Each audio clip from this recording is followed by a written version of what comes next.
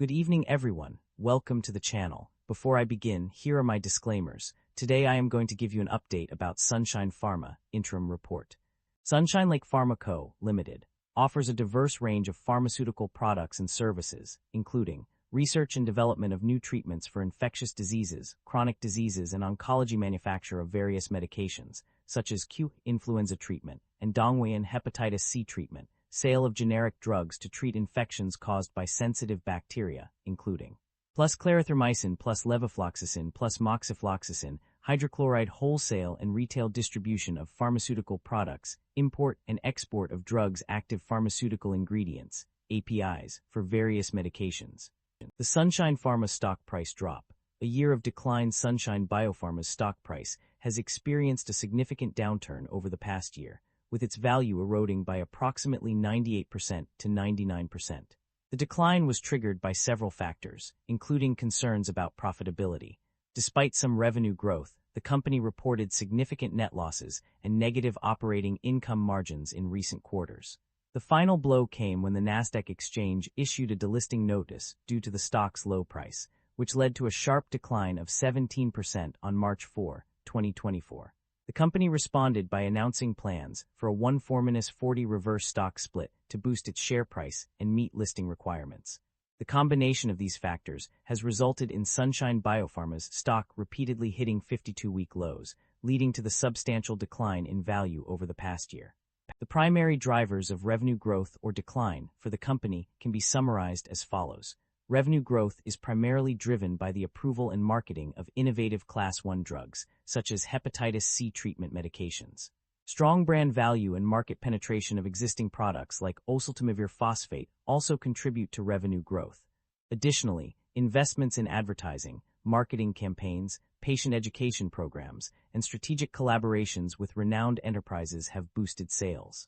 On the other hand, revenue decline is mainly attributed to a decrease in sales volume of oseltamivir products and QA product sales. The company's core product QA experienced a year-on-year decline due to decreased demand for oseltamivir products. Furthermore, anti-infective drugs sales also saw a significant drop, contributing to the overall revenue decline. Net income and profit margins decline, a cause for concern in a stark contrast to previous years. Net income plummeted from RMB 142,143 in 2024 to a staggering loss of RMB 46,370 in 2025. This significant decline is accompanied by a decrease in profit margins across the board.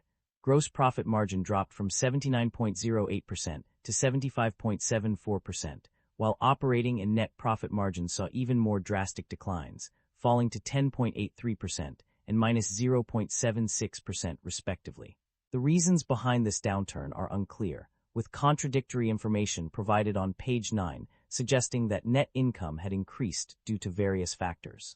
Regardless of the cause, these alarming changes in financial performance warrant a thorough investigation into the company's operations and strategies to prevent further decline. The company's financial performance indicates a significant achievement in its ability to generate cash from its core operations.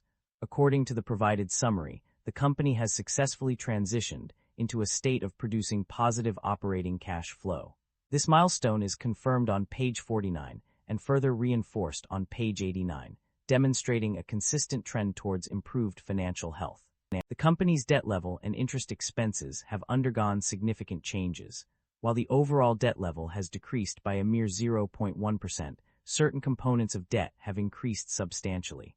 Bank loans have risen from RMB 3,373,597,000 to RMB 3,637,024,000, and total undiscounted obligations arising from sale and leaseback transactions have jumped from RMB 493,499 to RMB 638,578. In terms of interest expenses, the company has seen a decrease in interest paid from RMB 176,638 to RMB 112,203. However, this is offset by an increase in total future interest expenses, which have risen from RMB 24,782 to RMB 28,534. This suggests that while the company may be paying less interest currently, it it will likely face higher interest costs in the future. The company's financial performance was mixed across various segments and regions. Notably, the domestic market showed strong results, while overseas markets struggled. Within specific product lines, QA products excelled with significant revenue, whereas influenza market segment faced a decline due to reduced influenza epidemic activity. Management is optimistic about the company's outlook, citing a diversified research pipeline that holds potential for breakthrough treatments. Key strategies include developing best-in-class treatments for IPF with Ynfinidone boosting international sales of existing products through EU and US approvals, investing in R&D capabilities in overseas markets, and collaborating with multinational pharmaceutical companies, adopting a diversified market strategy, increasing advertising and marketing efforts, and accelerating the development of innovative drugs management aims to increase capital efficiency, accelerate product innovation, and focus on high-potential fields while streamlining decision-making processes. The company's financial summary reveals that it has engaged in two key shareholder return initiatives.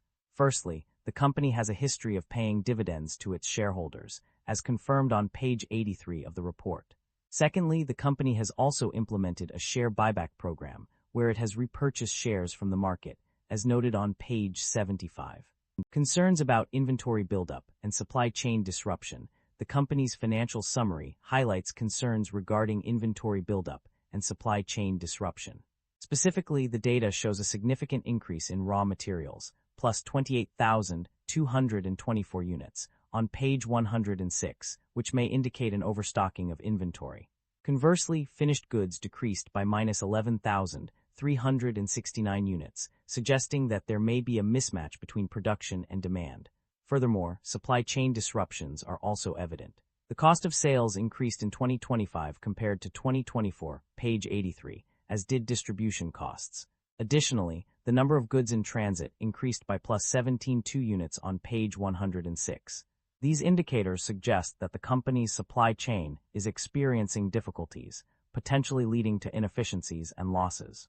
That concludes the financial summary for SUNSHINE Pharma. Feel free to comment below, and I will be happy to answer them when possible.